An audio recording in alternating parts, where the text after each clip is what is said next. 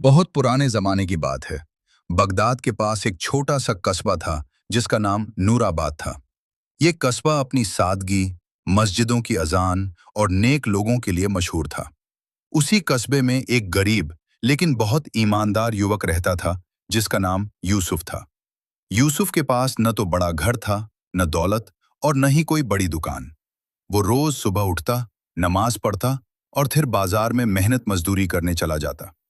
लेकिन उसके दिल में एक चीज बहुत बड़ी थी, अल्लाह पर पूरा भरोसा और सच्चाई। कस्बे के लोग अक्सर कहते थे, अगर दुनिया में किसी पर भरोसा करना हो तो यूसुफ पर करो। एक अजीब अमानत एक दिन शाम के वक्त, जब सूरज ढल रहा था और मस्जिद से मगरिब की अजान की आवाज आ रही थी, एक बूढ़ा मुसाफिर कस्बे में आया। उसके हाथ में एक पुराना सा लकड़ी का संदूक था। वो सीधे यूसुफ के पास आया और बोला, बेटा, मैं दूर सफर पर जा रहा हूं। मुझे नहीं पता मैं वापस आ पाऊंगा या नहीं। ये संदूक मैं तुम्हारे पास अमानत के तौर पर छोड़ना चाहता हूं। यूसुफ ने हैरानी से पूछा, लेकिन बाबा, आप मुझे जानते भी नहीं। बूढ़ा मुस्कुराया और बोला, मैंने लोगों से तुम्हारे बारे में सुना है। कहते हैं तुम सबसे ईमानदार इंसान हो। यूसुफ ने सिर झुकाकर कहा, अगर ये अमानत है तो मैं इसे अपनी जान से भी ज्यादा संभालूंगा। बूढ़े ने संदूक उसे दिया और चला गया। सालों की परीक्षा दिन बीतते गए, महीने बीत गए, फिर साल गुजर गए। यूसुफ हर दिन उस संदूक को साफ करता, उसे अपने कमरे के कोने में रखता और कभी खोलने की कोशिश नहीं करता। कई बार उसके दोस्तों ने कहा, यूसुफ, कौन जाने इसके अंदर क्या है, शायद सोना हो, हीरे हों, खोलकर देख लो। लेकिन यूसुफ हमेशा यही जवाब देता, ये मेरी चीज नहीं है, ये अल्लाह की नजर में अमानत है। गरीबी के दिन भी आए। कई बार उसके घर में खाना तक नहीं होता था, लेकिन उसने कभी उस संदूक को खोलने की नहीं सोची। बड़ा इम्तिहान। एक साल ऐसा आया जब कस्बे में भयंकर सूखा पड़ गया। लोग भूखे रहने लगे। यूसुफ की हालत भी बहुत खराब हो गई। एक दिन उसने अपने कमरे में रखे संदूक को देखा।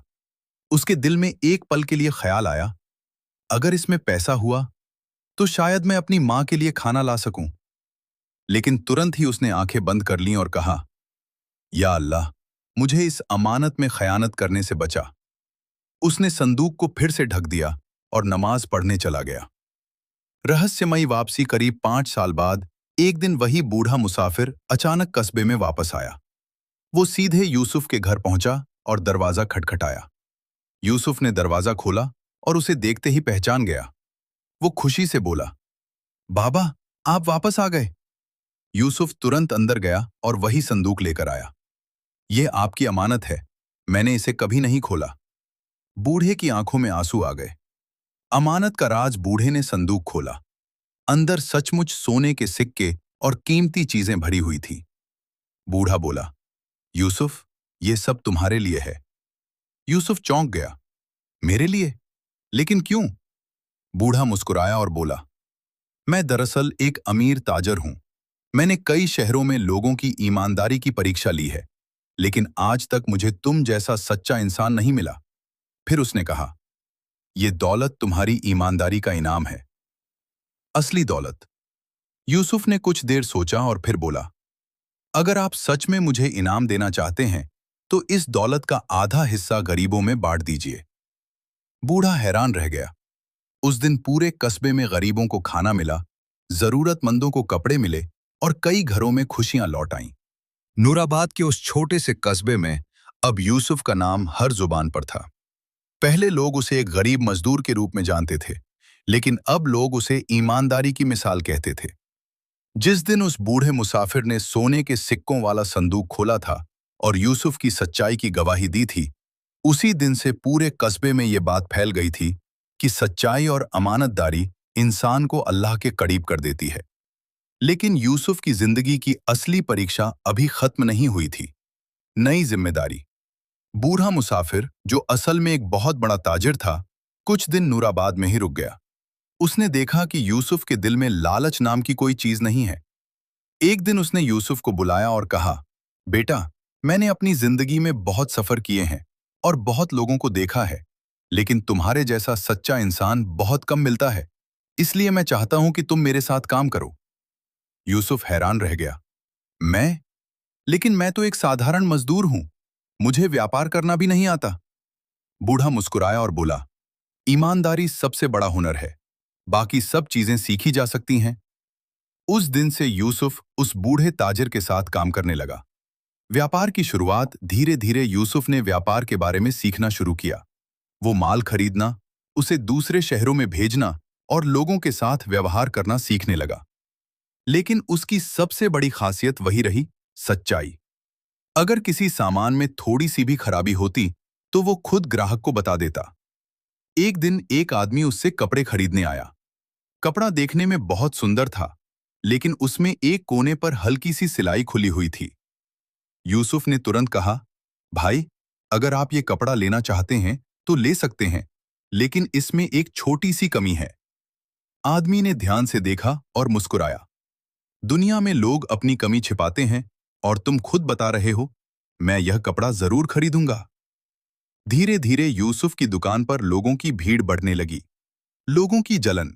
लेकिन हर जगह कुछ ऐसे लोग भी होते हैं जिन्हें दूसरों की सफलता पसंद नहीं आती। नूराबाद के बाजार में एक व्यापारी था जिसका नाम हाशिम था। वो बहुत चालाक और लालची आदमी था। पहले उसकी दुकान पर लोग आते थे, लेकिन अब लोग यूसुफ की दुकान पर ज्यादा जाने लगे थे। यह बात हाशिम को बिल्कुल पसंद नहीं आई। एक दिन उसने अपने दोस्त से कहा, यह यूसुफ ज्यादा दिन तक मशहूर नहीं रहेगा। मैं इसे ऐसा सबक सिखाऊंगा कि यह जिंदगी भर याद रखेगा। साजिश। कुछ दिनों बाद हाशिम ने एक चाल चली। उसने एक कीमती हार खरीदा और रात के समय चुपके से यूसुफ की दुकान के पास जाकर उसे छुपा दिया। अगले दिन सुबह वह सीधे काजी के पास गया और शिकायत की, मेरा बहुत कीमती हार चोरी हो गया है। मुझे शक है कि यह यूसुफ ने चुराया है। काजी हैरान रह गया। पूरा कस्बा जानता था कि यूसुफ कितना ईमानदार है, लेकिन कानून के मुताबिक जांच करना जरूरी था। आरोप काजी ने यूसुफ को बुलाया और पूछा, क्या तुम्हें इस हार के बारे में कुछ पता है?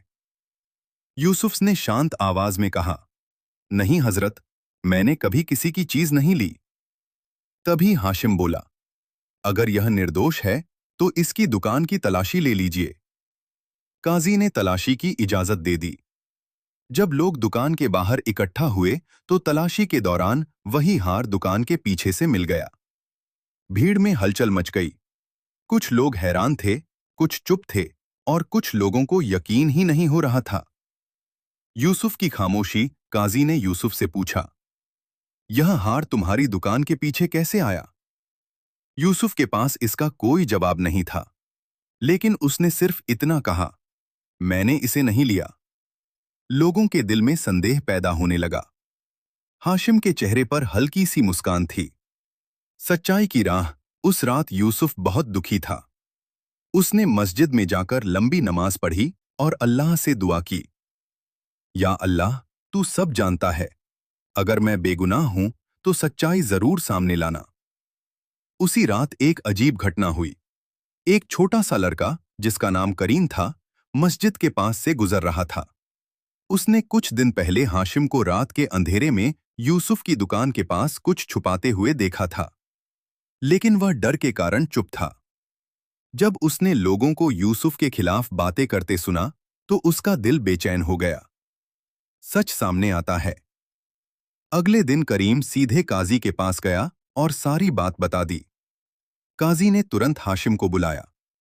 जब उससे सवाल पूछे गए तो पहले वह मुकरता रहा, लेकिन जब करीम ने पूरी घटना बताई और कुछ और लोगों ने भी उसकी हरकतों की गवाही दी तो आखिरकार हाशिम की साजिश सामने आ गई।